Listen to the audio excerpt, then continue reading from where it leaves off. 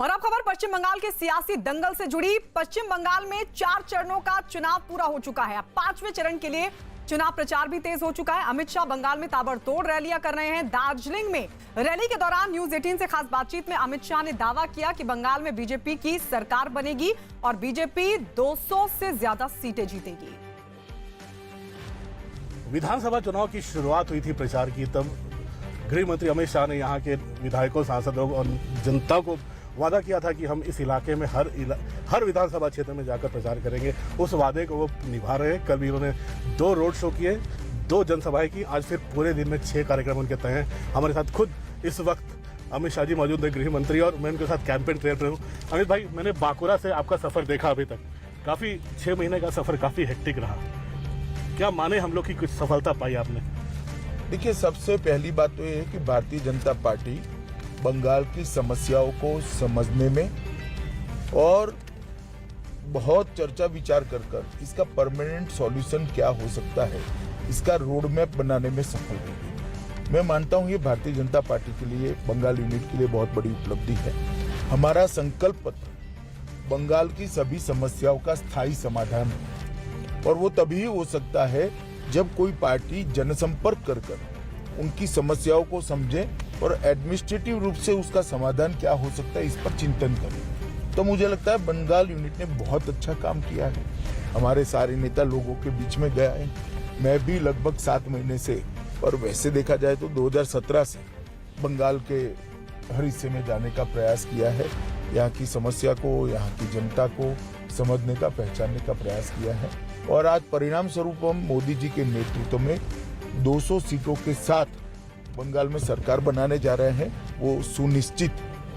अमित भाई, मेहनत तो आप लोगों ने बहुत की, बीजेपी ने बहुत की, बहुत चिंताएं थी, लेकिन सबसे जो मुश्किल बाधा थी वो आप क्या मानते हैं यहाँ पर, जो पिछले 6 महीने में आई, 2 साल से आप लोग मेहनत कर रहे हैं? देखिए, बंगाल यूनिट हमारे लिए लोकसभा चुनाव के पहले ऐसा माना जाता था कि बंगाल में बीजेपी बहुत कमजोर है। ये परसेप्शन को तोड़ना हमारे लिए बहुत बड़ी बात थी, मगर मोदी जी के नेतृत्व में हम इसमें सफल हुए। 18 सीटें जीते। 18 सीटें जीतने के बाद हमें ये भरोसा दिलाने में हम सफल रहे कि बंगाल में भारतीय जनता पार्टी की सरकार बन सकती है। और उसके बाद जो मोमेंटम आया है वो आप देख ही रहे हो। हर पहाड़ हो या चाय बागान, हर जगह पे जय श्री राम के नारे लगते हैं। भारतीय जनता पार्टी के साथ लोग खड़े हुए दिखते हैं। राजनीतिक हिंसा की भूमि रही है बंगाल, चाहे लेफ्ट रहा हो, चाहे कांग्रेस, चाहे तृणमूल के राज में देखा है कि बहुत सारे कार्यकर्ताओं की हत्या हो रही है। बीजेपी के राजनीतिक वायलेंस, बम बनाने की फैक्ट्रियां यहाँ पर। अमित भाई, तो पिछले चुनाव में आपको याद होगा, अब काफ़ी बीजेपी वर्कर्स की हत्याएं भी हुई थी चुनाव के नतीजे आने के बाद। तो क्या बीजेपी सत्ता में आ रही है, कुछ ऐसा आश्वासन देंगे कि बीजेपी आएगी तो हत्याओं का दौर थम जाएगा, बंद हो जाएगा? निश्चित रूप से मैं मानता हूँ कि ये राजनीतिक हिंसा वाला अंतिम चुनाव। इस चुनाव की घोषणा के बाद भी भारतीय जनता पार्टी के 7 कार्यकर्ता मार दिए गए, क्योंकि यहाँ पर पहले कम्युनिस्टों ने और बाद में तृणमूल कांग्रेस ने राजनीतिक हिंसा को राज्याश्रय दिया। इसके कारण राजनीतिक हिंसा हुई है। भारतीय जनता पार्टी की संस्कृति नहीं। मोदी जी के नेतृत्व में 17 राज्यों में हमारी सरकार है, कहीं विरोधियों की हत्या नहीं। बयान उनका भी आया था कि सीआरपीएफ को घेरो। अब उनके ऊपर 24 घंटे का बैन लग गया है प्रचार का, और अब वो धरने पर बैठ गई है कलकत्ता में। देखिए, ये मैं मानता हूं कि चुनाव आयोग जिस प्रकार से बयान दिया, नोटिस आना स्वाभाविक था। उसमें गलती का एहसास करने की जगह सत्ता का एरोगेंस मुझे तो ज्यादा दिखा जवाब। परंतु ये चुनाव आयोग ने बहुत संयमित फैसला लिया है। सिर्फ 24 घंटे का बैन लगा है। अभी 7 दिन चुनाव और चुनाव प्रचार कर ही सकती है। अगर चुनाव आयोग इतनी भी सख्ती नहीं करेगा तो नहीं मैं मानता कि मॉडल कोड ऑफ कंडक्ट का इम्प्लीमेंटेशन चुनाव आयोग करा पाएगा। ये मेरा अपना व्यू है। पहले धरना प्रदर्शन करना बीजेपी के खिलाफ, उसके बाद उनके पैर में जख्म लगना, बीजेपी को उसके दोषी ठहराना, अब ये धरना, अब ये डेमोन्स्ट्रेशन पर बैठना चुनाव आयोग के फैसले के खिलाफ। अगर आपको लगता नहीं वो सिंपैथी एक बटोरने की कोशिश कर रही है बंगाल की जनता का? वो स्टेज में मानता हूं चला गया है। अब सिंपैथी बटोरने से कोई चुनाव बच नहीं पाएगा। बंगाल की जनता इनको बहुत अच्छे तरीके से 10 साल में पहचानती है।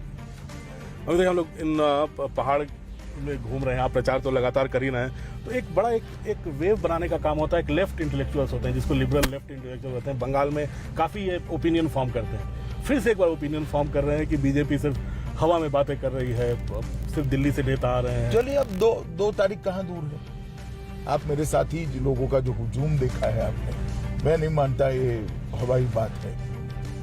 वो कल मेरी तीसरी सभा थी महाराज हाट में, करीब लाख के आसपास लोग। सिलीगुड़ी का रोड शो आपने देखा। सिलीगुड़ी में शायद ही कोई घर ऐसा होगा जहाँ से सब बच्चों के साथ आए। ये कोई भारतीय जनता पार्टी के कार्यकर्ता नहीं है, मतदाता है जो भारतीय जनता पार्टी का मोदी जी के नेतृत्व में समर्थन कर रहे हैं। अमित भाई,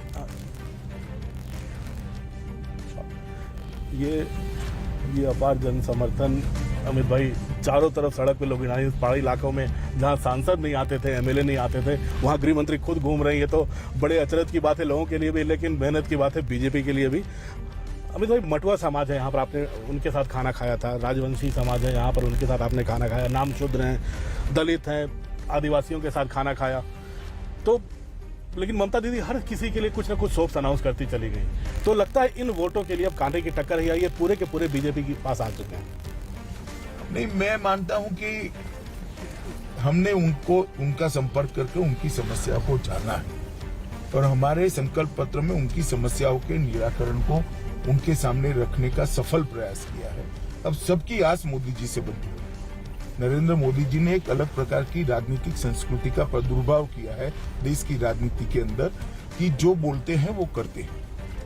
पहले नेता भाषण देते थे, कभी होता नहीं था। अब नरेंद्र मोदी जी जो बोलते हैं वो होता है, वो जमीन पर उतरता है। तो बंगाल के लोगों को भी भरोसा है कि वो लोग मोदी जी के वादे को बहुत गंभीरता से लेते हैं, भाजपा के वादे को बहुत गंभीरता से लेते हैं और इसके कारण इनकी आस बंधी है कि अब ये सब कुछ होगा। अमित भाई, कल मैंने आपके साथ जनसभाएं भी की, आपके साथ रोड शो भी कवर किया हमने कैंपेन ट्रेल करते हुए। तो हमने देखा कि आप सिलीगुड़ी में जो अभी तक नेग्लेक्टेड रहा है, जो उत्तरी बंगाल का इलाका नेग्लेक्टेड रहा है, इसके लिए आपने काफ़ी ऐलान किए हैं। यहाँ पर एम्स बनाएंगे, यहाँ पे सड़कें चौड़ी करेंगे, स्वास्थ्य बीमा योजना देंगे, किसानों के खाते में पैसे पहुँचेगा। तो क्या इस नॉर्थ बंगाल को, ये जो गोरखा जहाँ पे बहुत आयत में है, इस बंगाल को लगातार नेग्लेक्ट किया गया सक्सेसिव गवर्नमेंट के द्वारा? नहीं, उत्तर बंग को जितना अन्याय हुआ है, उत्तर बंग, जंगल महल और सुंदरवन, ये तीनों बहुत निग्लेक्टेड एरिया रहे हैं और मैं मानता हूं किसी भी राज्य का विकास सम विकास होना चाहिए। सभी क्षेत्रों का एक समान विकास होना चाहिए और हमने जो सारे वादे किए हैं बंगाल की जनता को, उत्तर बंगाल की जनता को, वो भारत सरकार की स्कीमें जो इम्प्लीमेंट नहीं हुई वो बताई और मुझे लगता है कि ये अच्छे से हम इम्प्लीमेंट कर पाएंगे। एक डबल इंजन सरकार बनेगी, नीचे भी बंगाल की सरकार होगी भाजपा की और ऊपर भी मोदी जी की सरकार होगी। तो डबल इंजन सरकार निश्चित रूप से उत्तर बंग को अच्छे तरीके से विकास करेगी, पूरे बंगाल का अच्छे से विकास करेगी। इसी में एक लोकल फैक्टर, एक लोकल कार्ड खेलने का काम किया है ममता बनर्जी और तृणमूल कांग्रेस ने, कि बीजेपी के पास कोई चेहरा नहीं है, इसलिए प्रधानमंत्री मोदी और अमित भाई शाह को ही सारी कमान संभालनी पड़ रही है। चलिए, अब देखिए बंगाल की जनता क्या कहती है। स्वाभाविक रूप से मेरी पार्टी राष्ट्रीय राजनीतिक पार्टी है, तो हमारे राष्ट्रीय नेता यहाँ प्रचार करने आते हैं, इसमें कौन सी बड़ी बात है। वाकई क्या उत्तर बंगाल का जो इलाका है ये काफी पिछड़ा हुआ आपको लगता है? जी, काफी पिछड़ा हुआ। अमित भाई, असम में एक राय बनाई जा रही है कि आप लोगों का बहुमत तो आएगा लेकिन सीटें कम हो रही है क्योंकि महाजोट जो बना है वो आप लोगों को नुकसान कर रहा है। देखिए, असम में पूर्ण बहुमत के साथ एनडीए की सरकार बनने जा रही है, इससे मुझे कोई कंफ्यूजन नहीं दिखता। अमित भाई, तमिलनाडु में क्या आप वन साइडेड मान रहे हैं डीएमके गठबंधन का, कि हम लोग टक्कर में हैं, आपका गठबंधन है डीएमके और बीजेपी का? नहीं, हम टक्कर में हैं, बहुत अच्छे से चुनाव लड़े हैं। मैं तो आशावादी हूं कि तमिलनाडु में हम थ्रू कर लेंगे। अभी केरल में कार्यकर्ताओं ने काफी संघर्ष किया और केरल में आप लोगों के भी काफी दौरे हुए, एक एक मुद्दा वहां पर उठाया। कौन बाजी मारेगा वहां पर? कह नहीं सकते, मगर हमारी स्थिति में निश्चित रूप से सुधार होगा। वोट प्रतिशत भी बढ़ेगा, सीटें भी बढ़ेगी। अमित भाई, राहुल गांधी को देखा जा रहा है सिर्फ और सिर्फ केरल में रहे हैं, वो न बंगाल गए, असम में भी गए तो एक आध बार टी गार्डन गए और वापस लौट गए। तो लेकिन अब बाहर जा रहे हैं तो कभी कोरोना उठा रहे हैं तो कभी राफेल का मुद्दा उठा रहे हैं। तो क्या राहुल गांधी क्या अब केरल में ही सिमट के रह गए हैं? चलो अपनी सीट बचाने का उनका प्रयास है, सफलता मिलेगी। लेकिन बार बार जो कोरोना को लेकर अपने देश की दवा अब एक्सपोर्ट कर रहे हैं, इस पर सवाल उठा रहे हैं, कभी राफेल पे सवाल उठा दे रहे हैं। ये बचकाना बातें। मोदी जी के लिए हमेशा देश प्रायोरिटी में रहा, पूरा देश जानता है। और दुनिया में सबसे फास्ट तेजी से वैक्सीनेशन अगर कहीं हुआ है तो भारत में। अमित भाई, कोरोना का सेकेंड वेव जो है, हम देश की जनता ये भी जानना चाहती है कि जो सेकेंड वेव आया है, काफ़ी है, लोग वैक्सीनेशन करवा रहे हैं, ये कब तक हम लोग को इससे बचाव करके रखना पड़ेगा? देखिए, ये महामारी इस प्रकार की है कि जिसमें इस प्रकार की कोई निश्चित तिथि देना बहुत दिक्कत वाली बात है। मगर जिस तेजी से वैक्सीनेशन चल रहा है और मोदी जी ने इसको जन अभियान बनाने के लिए भी अभी भी टीका कुछ उत्सव दिन पहले ही सारे मुख्यमंत्रियों से बैठक करी, कल सारे गवर्नर के साथ वीडियो कॉन्फ्रेंस है और एक जन आंदोलन के रूप में प्रिकॉशंस को ले जाने का एक मुहिम मोदी जी चल रहा है। मुझे लगता है कि हम ये दूसरी लड़ाई में भी सफलता से बाहर आए। अमित भाई, लॉकडाउन को लेकर बड़ी आशंकाएं उठ गई हैं इस बार लोगों को लेकर, देश भर में भ्रम की स्थिति बहुत ज्यादा हो रही है। आपको लगता है कि अब हम लोग माइक्रो मैनेजमेंट करें और डिसिप्लिन रहें तो ज्यादा बेहतर होगा लॉकडाउन से? मुझे भी यही लगता है और इसी दिशा में जाना चाहिए। पर्याप्त मात्रा में अस्पताल की सुविधाएं उपलब्ध है, पर्याप्त मात्रा में लाइन ऑफ ट्रीटमेंट तय हो चुका है, दवाइयाँ उपलब्ध है, को वैक्सीनेशन भी चल पड़ा है। तो पहले तो प्रयास यही करना चाहिए कि containment zone, micro containment zone और कुछ प्रिकॉशंस और इसके साथ वैक्सीनेशन की सहायता, इसके आधार पर इस महामारी को हमें पार करना चाहिए। अमित भाई, अब सिर्फ पूछना चाहूंगा, अब इतने 4 राज्यों में चुनाव है तो हम माने 3-2 का स्कोर रहेगा इस बार? नहीं, देखिए, ये 3 राज्य तो हम निश्चित जीतेंगे, बंगाल, असम और पांडिचेरी। केरल में हम हमारी स्थिति सुधारेंगे। मैं मानता हूं कि एनडीए तमिलनाडु में भी